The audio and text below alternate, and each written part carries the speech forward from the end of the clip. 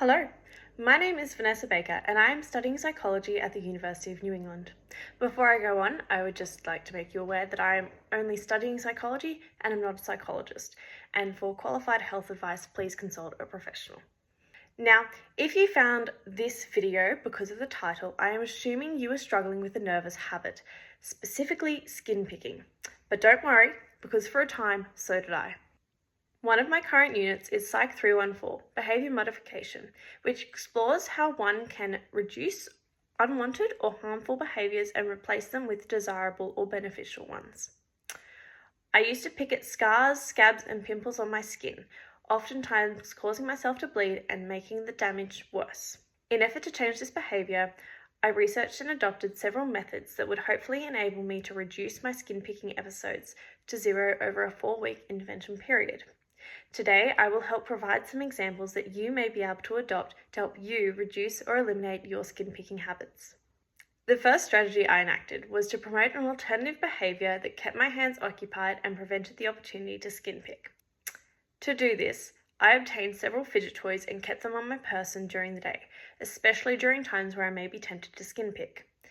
Examples of fidget toys included dice, stress balls, and for instances where large objects may be distracting, such as when driving, I would wear rings and spin them on my fingers. Depending on your lifestyle, fidget toys may not be suitable as they can be disruptive in quiet or public settings. And if that is the case, I would suggest promoting an alternative behaviour by opening and closing your fist, or using your fingertips to tap a pattern on your leg or the tabletop whenever you feel the urge to skin pick. These are not overly disruptive or disorderly and may be more useful and beneficial in restrictive settings. The second strategy that I employed was a form of stimulus control, where the aim is to make the behaviour as difficult as possible. To do this, I used band-aids to cover fresh scabs and pimple patches to cover any new pimples that appeared. These acted as a barrier that prevented me being able to skin pick, as well as promoting a healthy healing environment for the wounds themselves.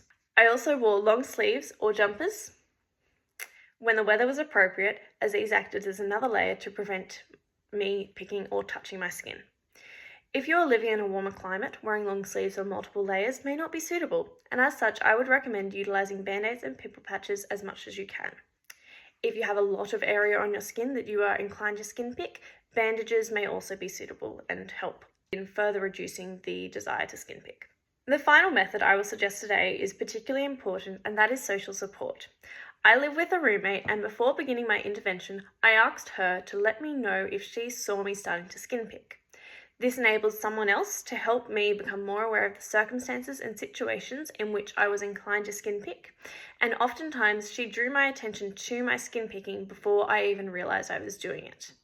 If you live with a partner or children at home, you can ask them to make you aware of when they see you beginning to skin pick. And depending on your work environment, you may be able to ask for their support as well. This should not be a method that you are embarrassed about, as it is a normal occurrence amongst many people.